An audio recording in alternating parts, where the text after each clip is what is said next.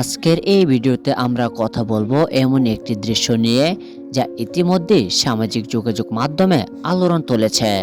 রুহুল কবির রিজভীর পাশে দাঁড়াতে থাকতে গিয়ে ইশরাক হোসেনের অস্বস্তি ভিডিও দেখে অনেকেই প্রশ্ন তুলছেন, আসলে কি হয়েছিল সেখানে। ঘটনাটি ঘটে শ্রদ্ধা জানাতে যাওয়ার সময়। মঞ্চে উপস্থিত ছিলেন বিএনপির সিনিয়র নেতা রুহুল কবির রিজভী সহ দলের আরও নেতাকর্মীরা। ঠিক সেই সময়ে ক্যামেরায় ধরা পড়ে ইশরাক হোসেন স্বাভাবিক ভঙ্গিতে দাঁড়িয়ে থাকতে পারছেন না। কখনো সামনে ঝুঁকে পড়ছেন, কখনো আবার শরীরের ভার ঠিক রাখতে হিমশিম খাচ্ছেন। ভিডিওটি ছড়িয়ে পড়ার পরই নেটিজেনদের মধ্যে শুরু হয় আলোচনা।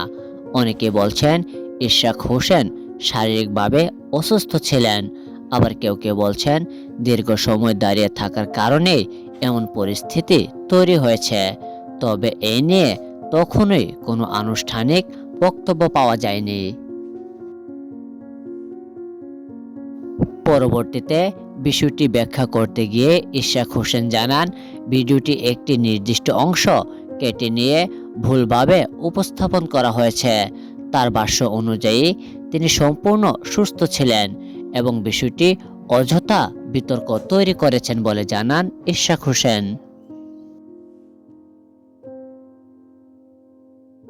তবে বাস্তবতা হলো, ভিডিওতে যে দৃশ্য দেখা গেছে সেটি সাধারণ মানুষের চোখ এড়ায়নি। আর যেখান থেকেই প্রশ্ন উঠেছে, আসলে পুরো ঘটনাটার পেছনের সত্যটা কি।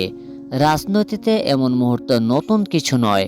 অনেক সময় একটি ছোট দৃশ্যই বড় আলোচনার জন্ম দেয়। এই ঘটনাও তার ব্যতিক্রম নয়। সামাজিক মাধ্যমে মুহূর্তের মধ্যে ছড়িয়ে পড়া ভিডিওটি এখন রাজনৈতিক আলোচনার অন্যতম বিষয় হয়ে দাঁড়িয়েছে।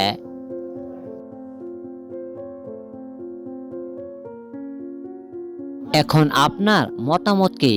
ভিডিওটি কি ভুলভাবে উপস্থাপন করা হয়েছে, নাকি সত্যি ইশরাক হোসেন তখন শারীরিক সমস্যায় ভুগছিলেন? মন্তব্য আপনার মতামত কমেন্ট বক্সে জানিয়ে দিতে পারেন। ধন্যবাদ।